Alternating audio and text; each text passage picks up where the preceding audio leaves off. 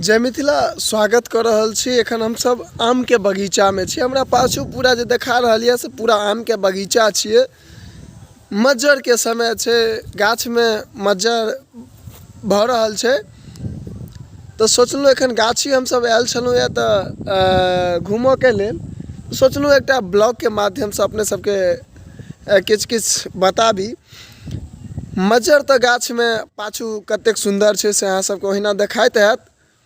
किछ नवपल्लवो छे, लेकिन जे प्रकार से आन बरख गाछ मजरै छलैया ते प्रकार से एहि बेर नहीं मजरलैया। तकर कारण ई छे जे जनवरी लास्ट होइत होइत बारिश होइत रहे और जे बारिश पर में मज्जर टिकै छलैया रहे छलैया गाछ में जे मजरी धेने रहे छलै तै में मज्जर अटकल रहे छलैया।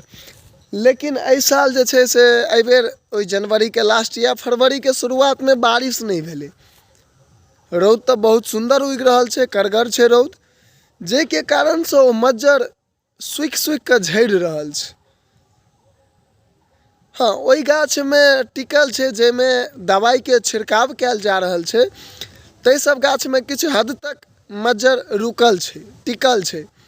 लेकिन आब पहले जना बिना दवाई के गाछ में जे छे से मज्जर टिकै छलैया, आब वो चीज देखऽ के लेल नहीं भेटै छे। रासायनिक जतेक भी सामग्री छे ओ जे गाछ पर में एक बेर रासायन के छिड़काव भ जाय छे तै गाछ में जे छे से दवा जाबत तक छिड़काव नहीं हेतै ताबत तक मज्जर रुकि नहीं सकै छे, टिक नहीं सकै छे।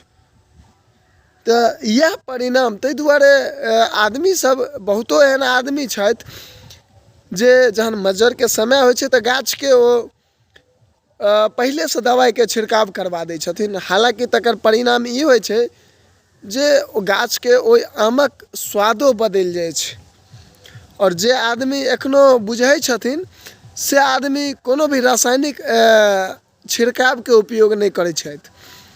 उनकर गाछ चाहे वो 10 गो आम फड़तै, लेकिन वो 10 गो के जे आम के मजा छे से और आम ई जे छे से रासायनिक छिड़काव वाला आम कखनो ओकर परतर नहीं क सकैया। हम सब एखन उपस्थित रही गाछी दिसन घूमैत घूमैत आयल रही तो सोचलहुँ एकटा ब्लॉग के माध्यम से अपने सब गोटा के बताबी।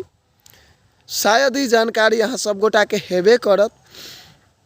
हमरा पाछू अहाँ सब देख रहल छी जे लाली लाली गाछ में देखा रहलिए से पूरा मज्जरे छे। एक तरफ वो लाली अहाँ के मज्जर देखाइत हैत और हम चाहब जे एहि कात सेहो देखा दी। इहो सबटा आमे के गाछ छिए, लेकिन एहिमे साफ मज्जर नहीं छे। किया तो कियाकि एहिमे रासायनिक छिड़काव नहीं भेल छे। सामने अहाँ के ओहिना देखाइत हैत किछ बगल में बाँस छे, तकरा बाद गाछ छे, एहिमे एको रत्ती जे छे से मज्जर नहीं छे। रासायनिक छिड़काव के कारण से अब गाछो सब बहुत हद तक प्रभावित भ गेल छे। एहि सबसे हाँ, आदमी ई तो सोचे छथि जे मान लिया बचबाक चाही, रासायनिक खाद के छिड़काव नहीं करी, लेकिन की गाछ अपने मजैर जेतै? कि किसान जे आम के खेती करे छथि हुनको तो किछ दायित्व होइ छे। जेना लास्ट दिसंबर महीना में जे छे से कलम के एक बेर कोदारि ल के तमबा देबाक चाही। तकरा बाद ओहिमे पानि से एक बेर पटा देबाक चाही, जैसे खेत के किछ नमी भेटतै, जैसे गाछ में मजरी होय में जे छे से बहुत ओकरा फायदेमंद होइ छे। लेकिन किसान करे नहीं छथिन। चूँकि आब चले छी आगू और आगू हम अहाँ सबके देखेबाक सेहो प्रयास करब जे गाछी में एखनो भरि भरि ठेहुन के खढ़ छे। सोच सकै छी जे लावारिस हालत में किसान गाछी के छोड़ दै छथिन तो ओहिमे मज्जर कोना क हेतै, सोचे के बात छे। हालांकि हम ओतेक नमहर विशेषज्ञ नहीं छी जे अहाँ सबके ओतेक विशेष जानकारी दो, लेकिन जहाँ तक हमरा जानकारी छल से अपने सबके बीच हम साझा केलहुँ या। और एकटा आशा राखै छी जे नहीं एहि बेर तो अगिला बेर से कम दिसंबर जखन मास लास्ट नवंबर और शुरुआत दिसंबर में अपना गाछी के कोदारि ल के अवश्य तमबा दी।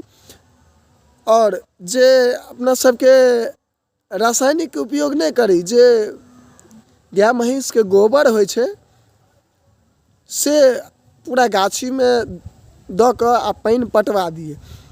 आ जो अगर उपलब्ध हुए ना तो गौमूत्र से एक बेर गाछ के ओहि आमा गाछ के छिड़काव कऽ दिए और एक बेर ओ फायदा अहाँ उठा के देखियो। हाँ, लेकिन एकटा शर्त छै, जे गाछ पर रासायनिक अहाँ छिड़काव नहीं केने हेबै तै के कऽ के देखबै आ जे गाछ के रासायनिक छिड़काव करै छियै तै के कऽ के देखबै, दुनू में अहाँ के जमीन आसमान के अंतर हैत।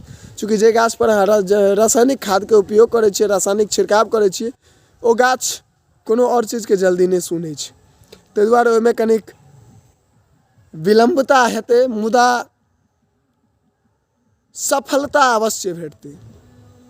और जे गाछ पर रासायनिक छिड़काव नहीं करै छियै, एक बेर ओहि गाछ के सेहो अहाँ कोशिश कऽ के देखबै, परिणाम अहाँ के सामने रहत। बाकी हमरा तो सबगोटा चिन्हते हैब, हम शिवम कुमार चौधरी। जागो मैथिल के लगातार समाचार अपने सब देखते रहे छियै, लेकिन आब नवका शुरुआत एकटा ब्लॉगिंग सेहो कर रहल छी, जे विभिन्न जगह से ब्लॉगिंग कऽ के अपने सबके सेहो जानकारी दैत रहब। तावत जय हिंद।